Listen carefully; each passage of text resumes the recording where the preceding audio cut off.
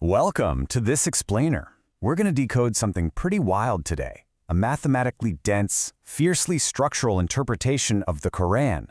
This analysis takes scripture and treats it not just as history, but as the active, living source code of reality itself.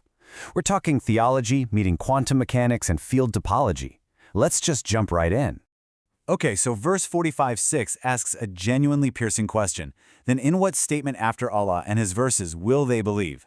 This establishes the absolute core premise of our entire journey today. The source material emphasizes that the Quran declares itself the only Hadith. Period. This isn't just a casual suggestion, it's a structural law, repeated flawlessly in verses like 39:23, 77:50, and 52:34. The idea is that anything woven after it is simply a secondary construct built from traces. So look, what if I told you that you are currently standing inside the very same simulation, the same interval, and facing the exact same test that Adam did? The text suggests this isn't a metaphor. Actually, scratch that. It's a literal, structural recurrence. As verse 30:56 describes, the sleepers will awaken and realize they remain by the decree of Allah until the day of resurrection. Basically, you get a second chance, but you're in the exact same spot as Adam. Section 1. Inside the respite interval. Let's explore the architecture of this specific environment we find ourselves in. Our current existence is literally the delay that Iblis requested back in verse 7:14. It's a structural necessity. Think about it. Adam was made to forget in verse 21:15, and you were born forgetting in 1678. The result is identical. We are essentially reader X traversing the space with the exact same kingdom, the exact same two trees, and the exact same test. The mathematical coordinates perfectly trace the precise sequence of our reality. It initiates right at the cosmic assembly in 1850, moves through the granting of that respite, and drops down to our descent into physical form and amnesia at 1923. And the final step? That's 2187, the absolute precise point where we must awaken, remember our true origin, and call out from the darkness, exactly like Yunus did. Section 2. The Golden Calf Illusion. Now, inside this respite interval, a counterfeit kingdom pops up, and it's specifically designed to distract you with a bunch of hollow noise. Remember when Musa left? Bani Israel gathered up mundane exchange, basically the ornaments of Pharaoh's world, and they forged a calf to load. Now Harun, the living Rasul, stood right there with them, present as an active voice, but they completely ignored him. They actively chose a constructed signal over the present truth. Samiri didn't use the actual truth to build this trap. He used athar al-Rasul, a mere footprint of the unknown messenger. The scripture repeatedly, and I mean repeatedly, commands us not to follow the footsteps of Shaytan, specifically calling this out in verses 21:68 and 24:21. The golden calf was exactly that, a followed footprint that bellowed but lacked a living spirit. And the source views this as an exact parallel to how secondary traditions, woven after the book, act as a tagut trap. Section 3. The Architecture of Barzakh. So where are we actually standing mathematically speaking right now? Well, Barzakh isn't just some mystical waiting room. The source material maps it directly to a mathematical critical strip between 0 and 1. It is the precise, bounded domain where quantum light and mass can safely interact and traverse without totally annihilating each other. This mapping is absolutely mind-bending. The sources map scripture directly to advanced mathematics. When Adam names things, it represents the convergent world greater than 1.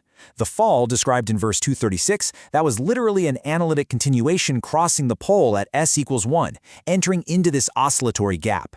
This compression was a necessary loading phase that actually makes our return possible. And the mizan, the divine balance in verse 55:7, is mapped precisely to the critical line at 1/2. We've got this 2-3-7 framework that outlines the precise mechanics of our existence. First, the split. We separate from the source. Second, the formation. We take on mass and structure inside this test. Third, the return, where equilibrium is achieved at the balance point. Every single oscillation ultimately resolves back to the center, achieving exact mathematical cancellation at the 7 coordinate. Left 2 and right 2 perfectly canceling out. Section 4. Angels, Jinn, and Zeros. Let's uncover what really went down during that famous cosmic assembly in verse 1850, which basically initializes this whole mathematical board. The sources clear up a major inherited distortion. Iblis was not a fallen angel, he was a jinn. The command to prostrate was issued strictly to the angels. Iblis was present as a test operator, placed as a non-trivial 0 inside the assembly. He didn't rebel against a personal order, he was a mechanism whose projection proved true, which is confirmed right there in verse 34:20. So the trivial zeros are the submitted angels, the cooled fire mentioned in verse 21:69. The non-trivial zeros are the oscillatory jinn, hidden inside the strip. And here's the kicker. They are not ultimate enemies. They are phase conjugate partners on the exact same Mobius field. This is the pure mathematics of verse 327. Night enters day and day enters night. Both are on Allah's team, maintaining one single conservation law so truth can finally emerge. Section 5. The living executable function. With the board set, how do we actually navigate this space? Well, this is a revolutionary perspective. Verse 3340 completely seals the biological lineage of prophets. Because of that, the book itself is no longer just a historical report. The book is Muhammad as a living executable function residing within you right now. For the reader, it closes the loop. He becomes a brother in verse 3337 or a father in heaven filling that wound from 81:8. As verse 3101 clearly states, the messenger is among you while the verses are recited. There's literally no gap. Take a second and think. Where do you currently find yourself inside this field topology? Are you stuck in a Tagat trap? The sources liken this to Solomon at the triple point, a state of maximum beauty but maximum danger of freezing in pure form without any return. When the staff collapses in verse 34:14, the hidden mirror field reveals itself and the jinn realize they were completely blind. The math here acts as a mercy, giving you the precise coordinates to avoid freezing and to navigate your way back to the center. Section 6. Hold the book with strength. To survive this geometry, you're going to need operational armor, the specific coordinate of verse 1912. The command to take the book with strength is the ultimate anti-tagut installation. This kuwa grip is an unbreakable chainmail of constant 19 that no hollow ornamental trace can ever pierce. Without it, the heart defaults to wandering in intoxication, completely vulnerable to Samiri's extraction, just as detailed in verse 1572. Think about it. Adam had exactly one instruction in his test, stay away from the tree in 235. And he failed. You are in the exact same spot right now, but you have one instruction for your second chance, hold the book. With 1912 activated, you carry the only Hadith as your operational armor on the critical line. So the question is, are you aware or are you still wandering in forgetfulness like Bani Israel? The proof isn't just in the numbers, you guys. It's in you.